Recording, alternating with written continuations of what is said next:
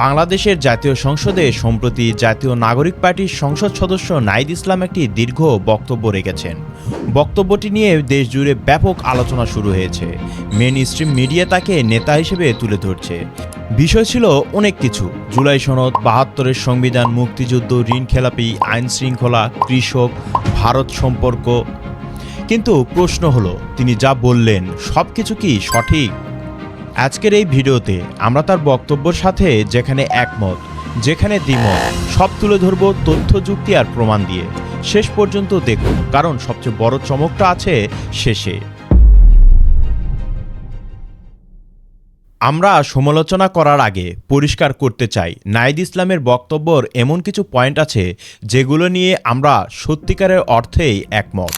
প্রথমত, জুলাই জাতীয় সনদ প্রসঙ্গে তিনি বলেছেন, জুলাই জাতীয় সনদ এক অন্তহীন প্রতারণার দলিলে পরিণত করেছে মাননীয় স্পিকার। হ্যাঁ, এটা সাধারণ মানুষও বুঝে ফেলেছে। এই কথাটা আমরা সমর্থন করি। দ্বিতীয়ত, তত্ত্বাবধায়ক সরকার নিয়োগ প্রক্রিয়া। তিনি জিজ্ঞেস করেছেন, তত্ত্বাবধায়ক সরকার কিভাবে নিয়োগ পাবে? জনগণকে এই প্রশ্নের উত্তর জানাতে হবে। আমিও একমত। তৃতীয়ত, বিচার বিভাগ পৃথকীকরণ। বিচার বিভাগের স্বাধীনতা নিশ্চিত করার দাবি, এটা গণতন্ত্রের মূলনীতি। একমত। চতুর্থ, কুষ্টিয়ায় মাজারে হামলা। একজন মানুষকে হত্যা করা হয়েছে, এটা আইনের শাসনের লঙ্ঘন। ধর্মীয় বিতর্কে না গিয়ে রুলস অফ ল এর প্রশ্নে তিনি যা বলেছেন সেটা ঠিকই বলেছেন। পঞ্চমত, বিএনপির সহিংসতায় সরকারের নিষ্ক্রিয়তা। 2 মাসে 31 জন খুন, 14টি ধর্ষণ, 154টি মামলা, একটিতেও কার্যকর ব্যবস্থা নেই। এই তথ্য সত্য হলে সরকারের জবাব দেওয়া উচিত। ষষ্ঠত, কৃষকের ন্যায্য মূল্য। ডিজেলের দাম বেড়েছে, সার বীজ মজুরির দাম বেড়েছে, অথচ ধানের সরকারি ক্রয় মূল্য একই রয়ে গিয়েছে। কৃষক লোকসানে পড়ছে, এই সত্যটা তিনি বলেছেন, এটা সমর্থনযোগ্য। কিন্তু এবার আসি মূল প্রশ্নে। নাহিদ ইসলাম সংসদে টিআইবির তথ্য দিয়ে বললেন, সরকারি দলের 59.41 প্রার্থী ঋণগ্রস্ত, 11,000 কোটি টাকার বেশি ঋণ রয়েছে। খুব ভালো তথ্য, কিন্তু তিনি একটা গুরুত্বপূর্ণ জিনিস বললেন না। টিআইবির একই প্রতিবেদনে বলা আছে, জামায়াতের সংসদ সদস্যদের মধ্যে 15.94% ঋণগ্রস্ত। জামায়াতের কথা কেন বললেন না? কারণ এনসিপি এবং জামাত এখন একই রাজনৈতিক অবস্থানে, তাই জামায়াতের দিকটা চেপে গেলেন। কিন্তু এখানেই শেষ না। নাহিদ ইসলাম নিজেও ঋণগ্রস্ত। তার এমপি হলফনামায় তিনি নিজেই এটা উল্লেখ করেছেন। এখন প্রশ্ন, অন্যের ঋণ নিয়ে কথা বলার আগে নিজেরটা কি স্বীকার করা উচিত ছিল না? তিনি উপদেষ্টা থাকাকালীন হলফনামায় পরামর্শক পেশা থেকে বার্ষিক 16 লাখ টাকা আয় দেখিয়েছেন। কিন্তু উপদেষ্টা থাকার সময় অন্য পেশায় নিযুক্ত থাকা কি আইনসম্মত? আর উপদেষ্টা পদ থেকে ইস্তফার পর এত অল্প সময়ে এত টাকা কিভাবে এলো? এই প্রশ্নের উত্তর কে দেবে? নাহিদ ইসলাম সংসদে রাষ্ট্রপতি শাহাবুদ্দিনকে সরাসরি দুর্নীতিবাজ, অপদার্থ, মিথ্যু, গণহত্যার দোষর বলে সম্বোধন করেছেন। এখন আইনি প্রশ্ন হলো, এটা কি সংসদীয় বিধিসম্মত? বাংলাদেশের সংবিধানের 48-2 অনুচ্ছেদ অনুযায়ী রাষ্ট্রপতি হলেন রাষ্ট্রের সর্বোচ্চ ব্যক্তি। সংসদের কার্যপ্রণালী বিধি 271 বিধি বলছে, কোনো সদস্য রাষ্ট্রপতির বিরুদ্ধে অবমাননাকর শব্দ ব্যবহার করতে পারবেন না। একজন সংসদ সদস্য যখন শপথ নেন, তখন তিনি সংবিধান রক্ষার শপথ নেন। রাষ্ট্রপতিকে এভাবে কটাক্ষ করা সেই শপথেরই লঙ্ঘন। এখন আপনি হয়তো বলবেন, রাষ্ট্রপতি সত্যিই দুর্নীতিবাজ হতে পারেন, সেটা সম্ভব, কিন্তু সংসদীয় গণতন্ত্রে একটি প্রক্রিয়া আছে, সেই প্রক্রিয়া মেনে তাকে অপসারণ করুন। সংসদের ডায়াসে দাঁড়িয়ে গালি দেওয়া নয়। আর আরেকটি বিষয় তিনি বললেন, আর্মির হাতে ক্ষমতা দিলে তারা সংসদে বসতে পারতেন কিনা সন্দেহ আছে।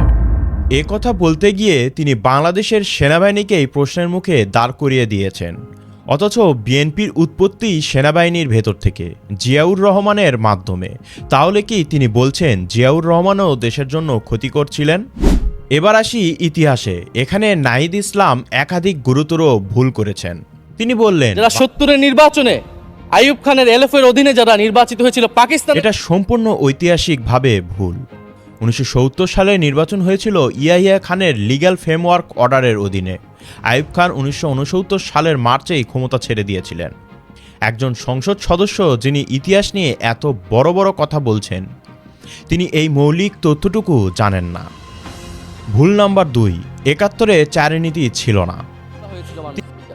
সেই সময় শেখ মুজিবকে সামনে রেখে এই সংবিধান তৈরি করা হয়েছিল। একজন ব্যক্তির হাতে সংসদের ক্ষমতা, নির্বাহী বিভাগের ক্ষমতা, এমনকি বিচার বিভাগের ক্ষমতাও নানা কায়দা করে তার হাতে তুলে দেওয়া হয়েছিল মাননীয় স্পিকার। ফলে স্বৈরতন্ত্রের বীজ কিন্তু সেই ৭২-এর সংবিধান থেকে বাংলাদেশে শুরু হয়েছিল।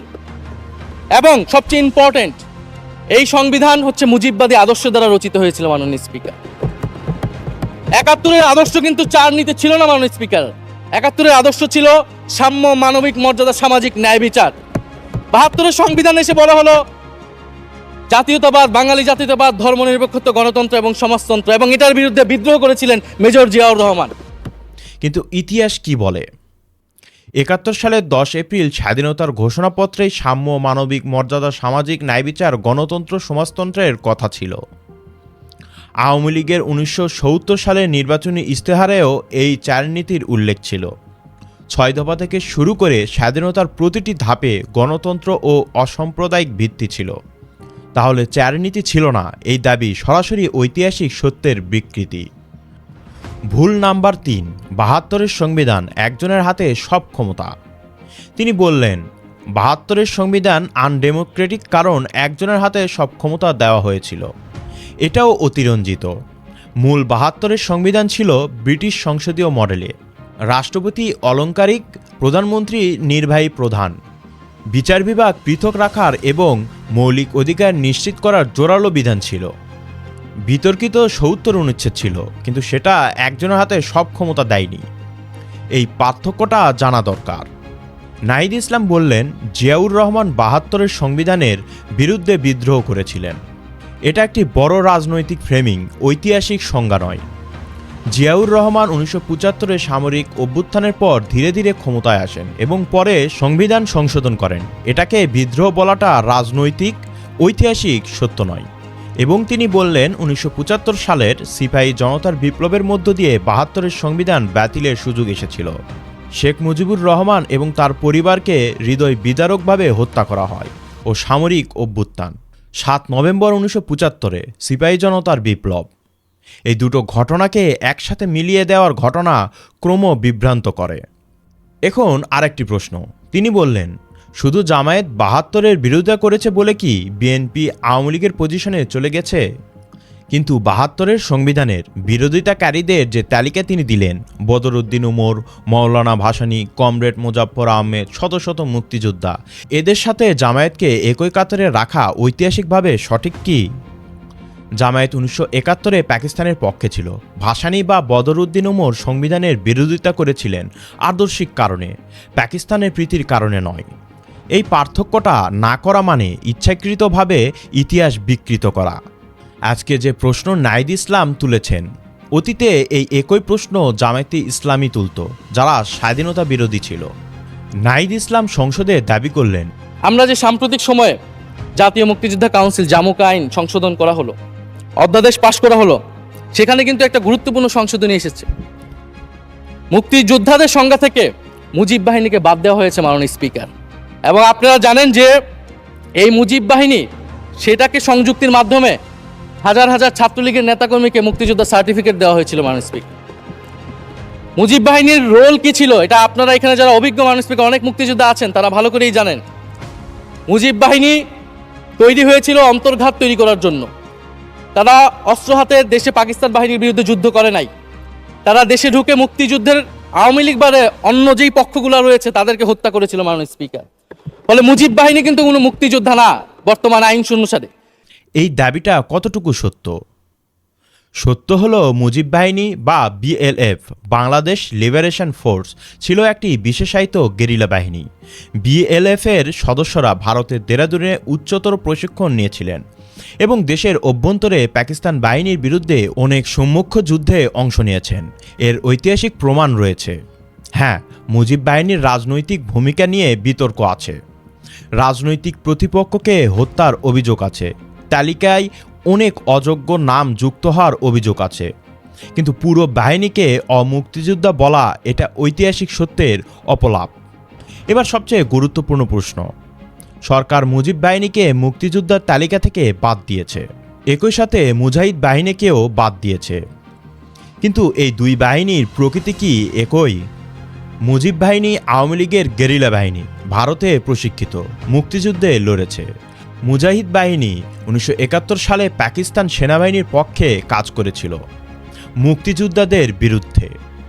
এই দুটো বাহিনীকে একই বন্ধনীতে রাখা এটা কি ইতিহাসের প্রতি ন্যায় বিচার? জাতীয় মুক্তিযোদ্ধা কাউন্সিল সংশোধন অধ্যাদেশ 2025, 3 জুন 2025। এই অধ্যাদেশে মুজিব বাহিনী ও মুজাহিদ বাহিনী উভয়কে স্বীকৃত মুক্তিযোদ্ধা তালিকা থেকে বাদ দেওয়া হয়েছে। নতুন সংজ্ঞায় সরাসরি যুদ্ধক্ষেত্রে অংশগ্রহণকারীদের মুক্তিযোদ্ধা করা হয়েছে। মুজিবনগর সরকারের নেতাদের শেখ মুজিব সহ স্বীকৃতি বহাল রেখে সহযোগী হিসেবে রাখা হয়েছে। মানে বিষয়টা বলা হচ্ছে এরকম, সন্তান জন্মদানে বাবা হলো সহযোগী, মূল হচ্ছে মা। কিন্তু এখানে বলা হচ্ছে না বাবা ছাড়া মা সন্তান জন্ম দিতে পারবে না। ঠিক সেই একই রকম শেখ মুজিবুর রহমান যদি নেতৃত্ব না দিত তাহলে বাংলাদেশ স্বাধীন হতো না। নাহিদ ইসলাম বললেন, একটা জায়গা আমরা ফারাক করতে চাই যে এই গণ অভ্যুত্থান কোনো দলীয় আন্দোলন নয়। 90-এর গণ অভ্যুত্থান, 69-এর গণ অভ্যুত্থান থেকে এই গণ অভ্যুত্থানের পার্থক্য রয়েছে।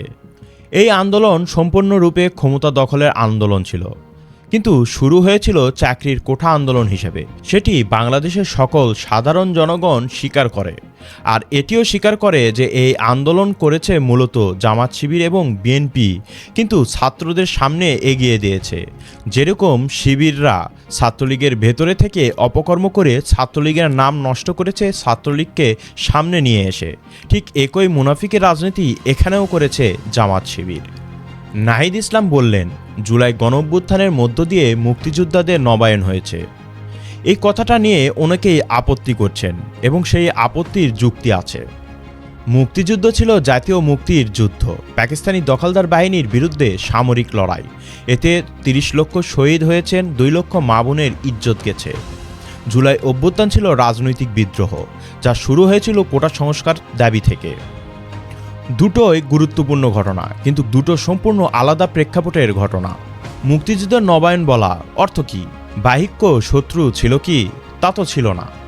তিনি নিজেই বললেন, মুক্তিযুদ্ধ বাংলাদেশের ফাউন্ডেশন, এটা নিয়ে কোনো বিতর্কের সুযোগ নেই। কিন্তু তিনি অন্তর্বর্তী সরকারে থাকাকালীন 7 মার্চের ভাষণকে সরকারের দলিল থেকে বাদ দিয়েছিলেন, যেই ভাষণকে স্বয়ং জিয়াউর রহমান তার লেখায় মুক্তিযুদ্ধের দিক নির্দেশনা বলেছেন। একদিকে মুক্তিযুদ্ধকে অবিচল ভিত্তি বলা, আরেকদিকে এই দলিলকে মুছে ফেলা, এই দ্বিচারিতার জবাব কি? নাহিদ ইসলাম ভারতের বিরুদ্ধে দারুণ সব কথা বললেন। সীমান্ত হত্যা, পানির ন্যায্য ইচ্ছা না পাওয়া, পুশিন সমস্যা, শেখ হাসিনাকে আশ্রয় দেওয়া, সবই সত্য কথা। ভারত যদি বাংলাদেশকে করদ রাজ্য বানাতে চাইতো তাহলে 71-এর পর সৈন্য ফেরত নিত না। এখানে শেখ মুজিবুর রহমানের বলিষ্ঠ কূটনৈতিক নেতৃত্বকে কৃতিত্ব দিতে হবে। কিন্তু আসল প্রশ্নটা হলো, নাহিদ ইসলাম ভারতের বিরুদ্ধে এত কথা বললেন, কিন্তু আমেরিকার সাথে যে চুক্তি অন্তর্বর্তী সরকার করেছে সেটা নিয়ে তিনি কি বললেন? একটি কথাও না। বর্তমান সরকার আমেরিকার কাছ থেকে 14টি বোয়িং বিমান কিনছে 45,000 কোটি টাকায়। এই অর্থনৈতিক সংকটের সময়ে এই কেনাকাটার কোনো যৌক্তিকতা আছে কি? বিশেষজ্ঞরা বলছেন, এই চুক্তি বাংলাদেশের সার্বভৌমত্বকে প্রশ্নবিদ্ধ করছে। নাহিদ ইসলাম এবং তার দল যদি সত্যিকারের স্বাধীন বাংলাদেশ চান তাহলে শুধু ভারতের বিরুদ্ধে নয়, আমেরিকার দিক থেকেও সমান সোচ্চার হতে হবে। না হলে এটা রাজনৈতিক পক্ষপাত, দেশপ্রেম নয়। এখানেই ব্যতিক্রম শেখ হাসিনা। তিনি সবসময় আমেরিকার এই কথাগুলো বলে এসেছেন। এখন শেখ হাসিনার বলে আসা সে কথাগুলো সত্য প্রমাণিত হচ্ছে, বাংলাদেশের জনগণের কাছে উন্মুক্ত হচ্ছে। নাহিদ ইসলাম বললেন, গণভোটে সবাই মিলে অংশগ্রহণ করেছে, তাই এটা একটা কনসেনসাস। কিন্তু বাস্তবতা কি? বাংলাদেশের বড় রাজনৈতিক দল বাংলাদেশ আওয়ামী লীগ এই গণভোটে অংশ নেয়নি। আরও অনেক দল ও সাধারণ নাগরিক এর বিরোধিতা করেছে। সবাই মিলে বলার অর্থ হওয়া উচিত সব মতের মানুষ অন্তর্ভুক্ত। শুধু নিজের পক্ষের দলগুলো অংশ নিলে সেটা কনসেনসাস নয়। এবং বিচার বিভাগ নিয়ে তিনি যা বললেন, হ্যাঁ, বিচার বিভাগ এই মুহূর্তে পৃথকীকরণ বা বিচার বিভাগের স্বাধীনতা নিয়ে কনসার্ন আছে। কারণ আওয়ামী লীগের নিয়োগকৃত অনেক বিচারক, মাননীয় স্পিকার এখনও রয়ে গেছে বিচারালয়ে, যারা এই জামিনগুলো করিয়েছে ফ্যাসিস্টদের। আওয়ামী লীগের সময়ে নিয়োগ পাওয়া বিচারকরা ফ্যাসিস্টদের মানে আওয়ামী লীগের লোকজনদের জামিন দিচ্ছে, এই যুক্তিটা বিপজ্জনক। জামিন পাওয়া বাংলাদেশের প্রতিটি নাগরিকের সাংবিধানিক অধিকার। এটা আওয়ামী লীগ বা বিএনপির জন্য নয়, যে কোনো অভিযুক্তের জন্য। একজন সংসদ সদস্য হিসেবে এই সাংবিধানিক অধিকারের বিরুদ্ধে কথা বলা মানে সংবিধানের বিরুদ্ধেই কথা বলা। তাহলে সামগ্রিকভাবে নাহিদ ইসলামের বক্তব্যকে কিভাবে মূল্যায়ন করব? তিনি একজন তরুণ রাজনীতিক, সাহস আছে, বলার শক্তি আছে। সাহস নিয়ে ডোবায় ঝাঁপ দেওয়া আর সত্য ইতিহাস তুলে ধরার মধ্যে অনেক পার্থক্য রয়েছে। একজন জাতীয় নেতার মতন ইতিহাস না জানলে, নিজের দোষ স্বীকার না করলে, শুধু প্রতিপক্ষকে টার্গেট করে কথা বললে সেটা রাজনৈতিক পরিপক্কতার লক্ষণ নয়। বাংলাদেশের মানুষ একটি সৎ, যোগ্য, দেশপ্রেমিক নেতৃত্ব চায়। সেই নেতৃত্ব পাওয়ার জন্য শুধু বড় বড় কথা নয়, ইতিহাসের প্রতি সৎ থাকতে হবে, নিজের দোষ স্বীকার করতে হবে, সব পক্ষের বিরুদ্ধে সমানভাবে সোচ্চার হতে হবে। নইলে আজকের নাহিদ ইসলাম কালকের আরেকজন হতাশার নাম হয়ে যাবেন। আপনার কি মনে হলো, নাহিদ ইসলাম কি ভবিষ্যতের নেতা হওয়ার যোগ্য? কমেন্টে অবশ্যই জানাবেন। যদি মনে করেন ভিডিওটি সত্যি তথ্যপূর্ণ ছিল তাহলে শেয়ার করুন। বাংলাদেশের অন্তর্বর্তী সরকার আমেরিকার সাথে যে চুক্তি করেছে সেটি বাংলাদেশের সার্বভৌমত্বের জন্য কেন ক্ষতিকারক সেটি জানতে এই ভিডিওগুলো দেখতে পারেন। আজকে এই পর্যন্তই, তাহলে দেখা হচ্ছে নতুন কোনো ভিডিওতে, নতুন কোনো অ্যাঙ্গিকে। ততক্ষণ পর্যন্ত ভালো থাকবেন, সুস্থ থাকবেন। আল্লাহ হাফেজ, ধন্যবাদ।